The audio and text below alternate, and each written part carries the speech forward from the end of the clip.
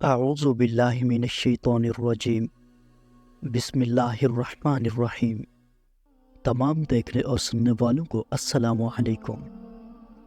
نبی کریم صلی اللہ علیہ وآلہ وسلم نے پچھلی امتوں میں سے ایک شخص کا ذکر کیا۔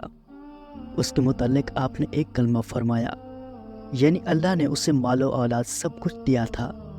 جب اس کے مرنے کا وقت قریب آیا تو اس نے اپنے لڑکوں سے پوچھا کہ میں تمہارے لیے کیسا باپ ثابت ہوگا؟ انہوں نے کہا کہ بہترین باپ۔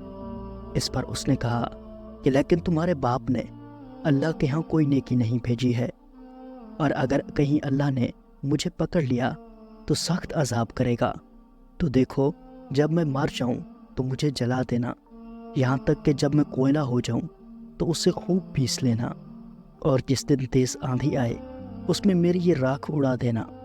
حضور صلی اللہ علیہ وآلہ وسلم نے فرمایا کہ اس پر اس نے اپنے بیٹوں سے پختہ وعدہ لیا، اور اللہ کی قسم کہ ان کے لڑکوں نے ایسا ہی کیا، جلا کر راکھ کر ڈالا۔ پھر انہوں نے اس کی راکھ کو تیز ہوا میں اڑا دیا۔ پھر اللہ تعالیٰ نے کن کا لفظ فرمایا کہ ہو جا، تو وہ فوراً ایک مرد بن گیا جو کھڑا ہوا تھا۔ اللہ تعالیٰ نے فرمایا، اے میرے بندے، تجھے کس بات نے اس پر آمادہ کیا کہ تو نے یہ کام کرایا؟ اس نے کہا کہ تیرے خوف نے۔ بیان کیا ہے کہ اللہ تعالیٰ نے اس کو کوئی سزا نہیں دی بلکہ اس پر رحم کیا۔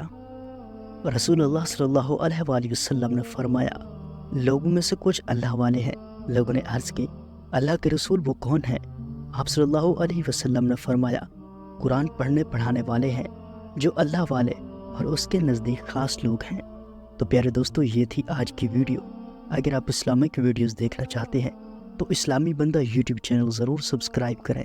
شکریہ۔